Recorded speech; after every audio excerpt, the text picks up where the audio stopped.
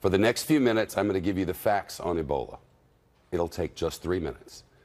But first, today, given what we know, you should have no concerns about Ebola at all. None, I promise. Unless a medical professional has contacted you personally and told you of some sort of possible exposure, fear not. Do not listen to the hysterical voices on the radio and the television or read the fear-provoking words online. The people who say and write hysterical things are being very irresponsible. Here are the facts.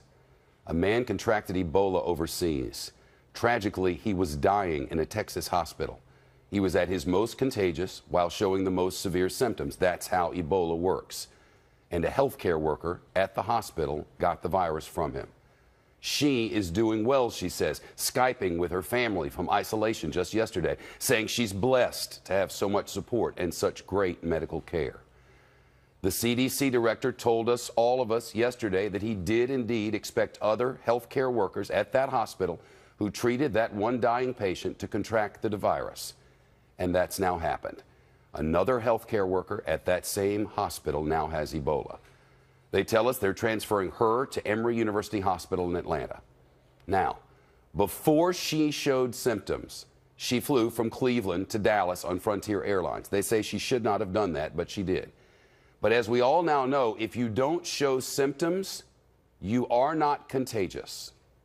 She did not show symptoms, according to the doctors. Still, medical professionals are contacting everyone who was on that plane to make sure each person is okay. The CDC director says chances are very slim that any of those passengers is sick. Now, big picture, and this is important. You have to remember that in the middle of all of this, you have to remember that there is politics in the mix. With midterm elections coming, the party in charge needs to appear to be effectively leading.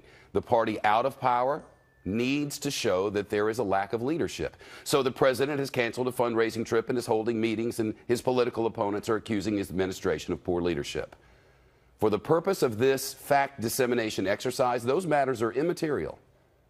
Again, these are the facts. We do not have an outbreak of Ebola in the United States, nowhere. We do have 2 healthcare workers who contracted the disease from a dying man. They are isolated.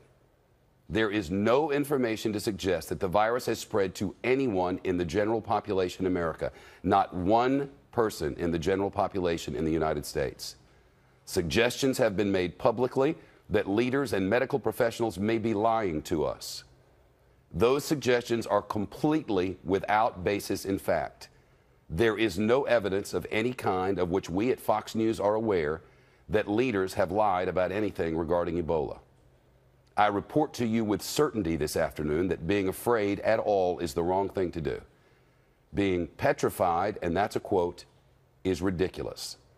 The panic that has tanked the stock market and left people fearful that their children will get sick at school is counterproductive and lacks basis in fact or reason. There is no Ebola spreading in America. Should that change, our reporting will change. But there is nothing to indicate that it will. Best advice for you and your family at this moment? Get a flu shot. Unlike Ebola, flu is easily transmitted. Flu, along with resulting pneumonia, killed 52,000 Americans last year alone. A flu shot will reduce your chance of getting flu. So get one. Doug, I appreciate it, but I think we both know there's no widespread panic across the country. And I think we both know, but I think we know that. And I think we also know that if there is widespread panic, it's not based in fact, and it's not based in reason. And I think more than anything, those are just words that people on TV sometimes use. But this is serious in that 2 healthcare workers have died in Texas. It's very serious for their families. It's very serious in West Africa, where it is spreading, and it is an epidemic, where they don't bury people in the same way we do here, and where they don't have facilities like we do, and where one person with Ebola stays in the house with mom and dad and the grandchildren. That makes it spread, and that's awful. We don't have widespread panic in America. We should not have it. We don't have an outbreak. We have 2 sick people from one dying man. And the rest of this should stop because it's not productive, and it's not worth ratings, and it's not worth politics, and we all need to stop it.